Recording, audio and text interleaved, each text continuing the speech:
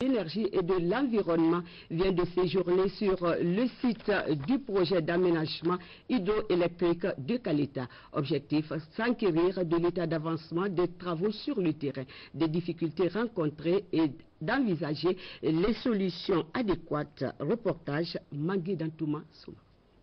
La visite du site de Caleta en ce moment où les grandes pluies s'annoncent a permis aux autorités de se faire une idée sur le chronogramme des travaux préétablis.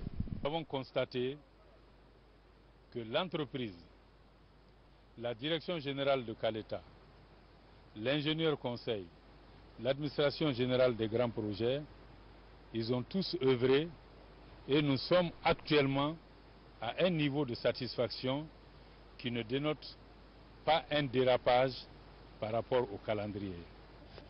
Donc là où nous sommes comme ça, nous sommes sur le pré-Batardo. Batardo, c'est qu'est-ce que ça veut dire? Ça veut dire tout simplement que c'est un ouvrage construit à travers le lit d'une rivière pour pouvoir barrer. Donc cet ouvrage-là, pré-Batardo, nous sommes dessus. Il va évoluer, l'ouvrage va évoluer pour devenir le Batardo, barrer complètement la voie à l'eau, pour pouvoir le faire détourner et le faire déverser de l'autre côté pour libérer la partie où on doit travailler. Après des échanges sur l'évolution des travaux, le représentant du bureau d'études et de conseil et celui de la société chinoise rassurent les autorités guinéennes. Actuellement, on est sur la première phase de fermeture du Concouré. Et comme vous l'avez constaté, le pré-Batardo a été réalisé depuis hier et permet actuellement au Concouré d'être dévié dans le bras que vous avez, vous pouvez voir qu'il est le bras du Lecté. C'était la première phase qui a bien été réalisée. Nous allons pouvoir, dès la semaine prochaine, pouvoir démarrer les travaux réels du Batardo, qui va permettre de sauvegarder en cas de crue les parties qui vont démarrer en juin, toutes les parties de fouilles pour la réalisation des ouvrages du barrage.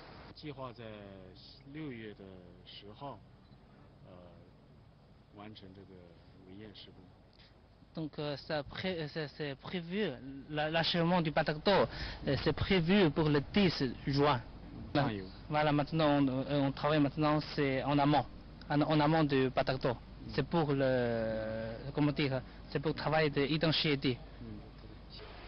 La construction du barrage hydroélectrique de Caleta, prévue pour 48 mois, avec une capacité de production de 240 MW, évolue à un rythme accéléré.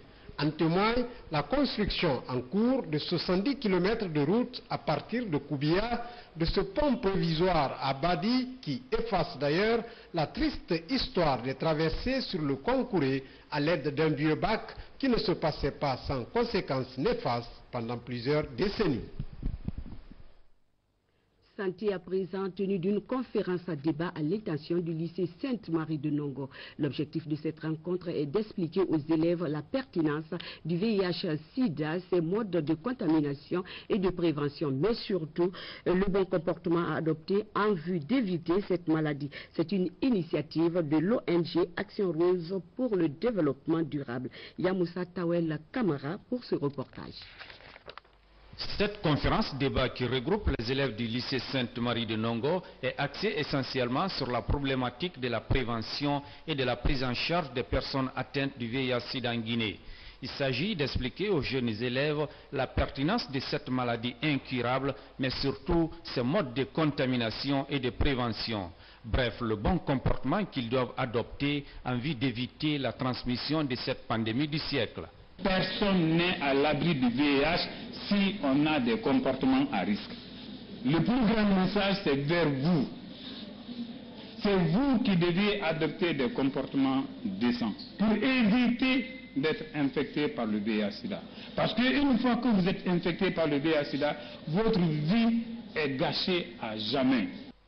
À travers cette causerie éducative, les conférenciers invitent les élèves à abandonner tout comportement pouvant compromettre leurs études.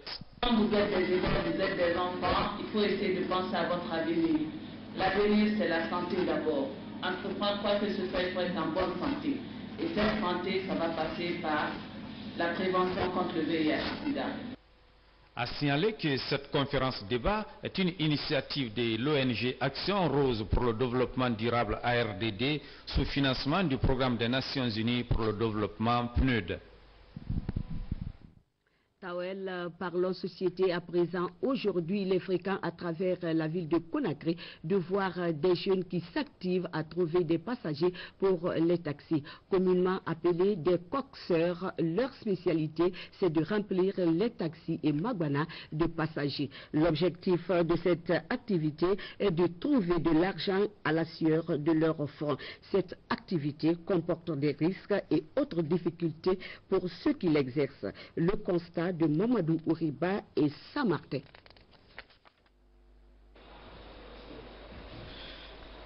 Ils sont de plus en plus nombreux dans les rues de Conakry.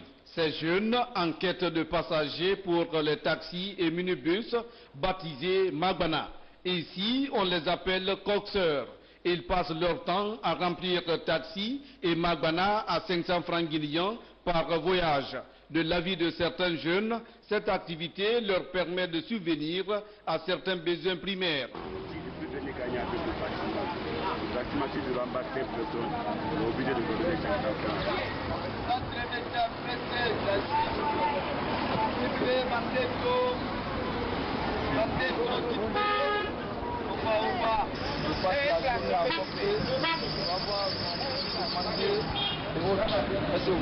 Ces jeunes mineurs, pour la plupart, restent exposés à plusieurs risques. Enlèvement et accident par exemple.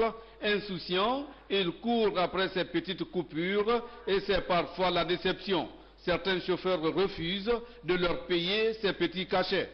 Face à ces risques, certains citoyens souhaitent ainsi la création des centres d'insertion socio-professionnelle pour cette catégorie de jeunes.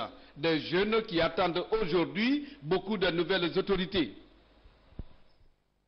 Je le disais en titre, à Farana, un camion remorque à son bord, 5 tonnes de farine avariée vient de tomber dans les filets de la direction régionale des douanes.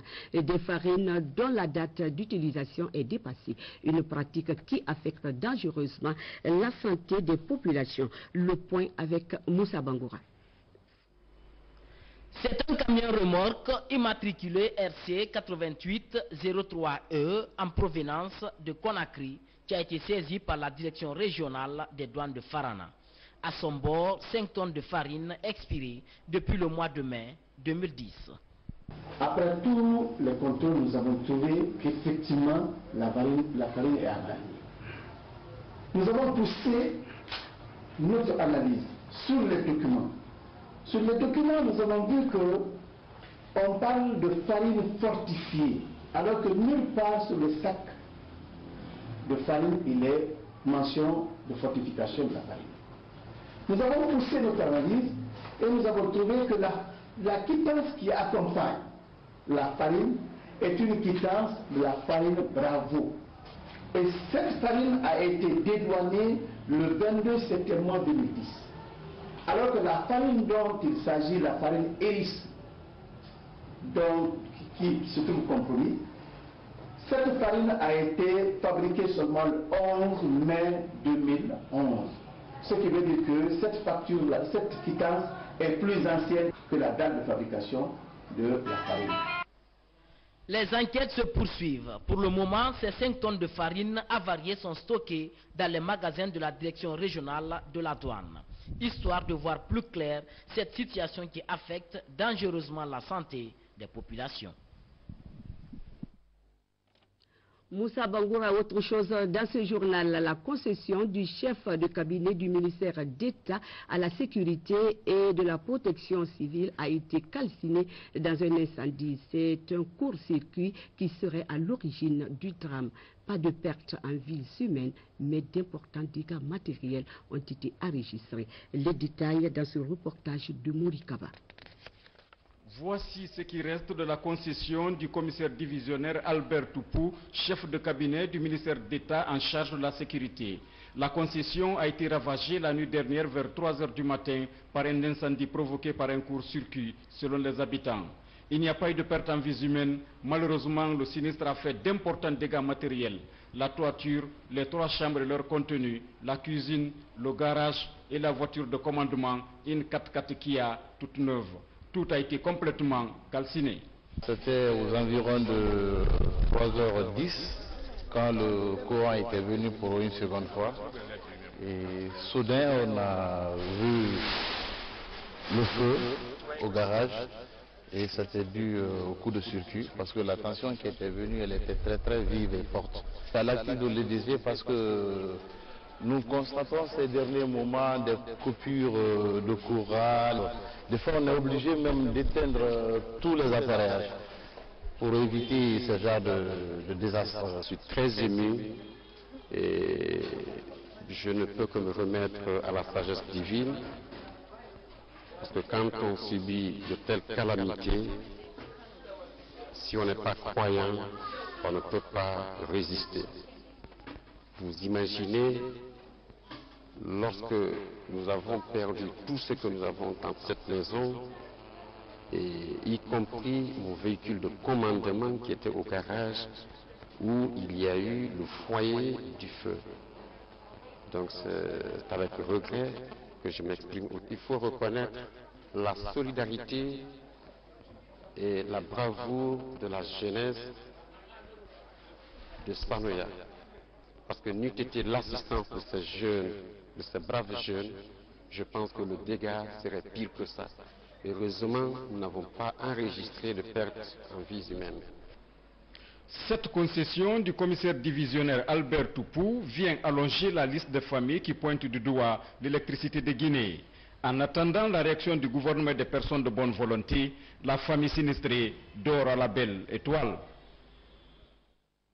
Je le disais également en titre, la finale de la 2e édition du trophée général Mathurin Bangoura a été discutée la semaine dernière au terrain de Katongoro dans la commune urbaine de Kamsar. Elle a opposé l'équipe de Kifinda à celle de Bigori. Score final 2 buts à 1 en faveur de Bigori, compte rendu Sadagissé.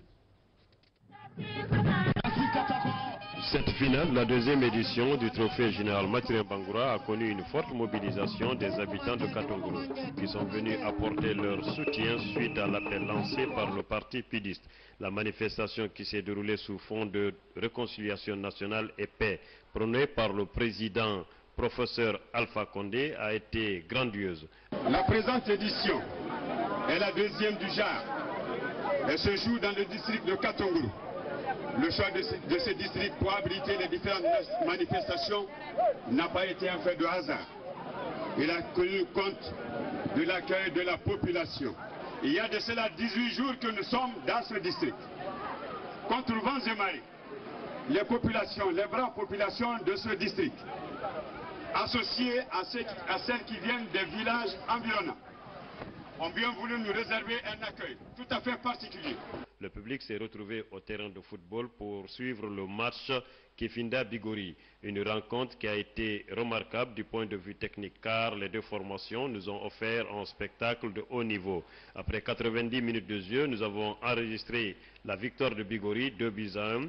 Après ce match, des prix ont été décernés. Premier prix est allé à Bigori, le 2e prix à la formation de Kifinda, 3e prix à l'équipe de Monson. Ce tournoi de football a été d'une réussite totale. Je voudrais ensuite remercier et féliciter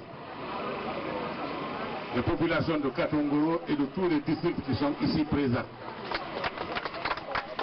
La qualité de l'accueil, la qualité des prestations culturelles et l'esprit de solidarité. Naturellement, cela ne me surprend pas. En pays Baga, ça ne me surprend pas du tout que le Baga, qui est l'une des populations les plus culturelles de l'Afrique occidentale, si ce n'est pas peut-être la plus culturelle, je ne suis pas surpris. Rappelons que cette manifestation sportive a été présidée par le ministre des Mines et de la Géologie par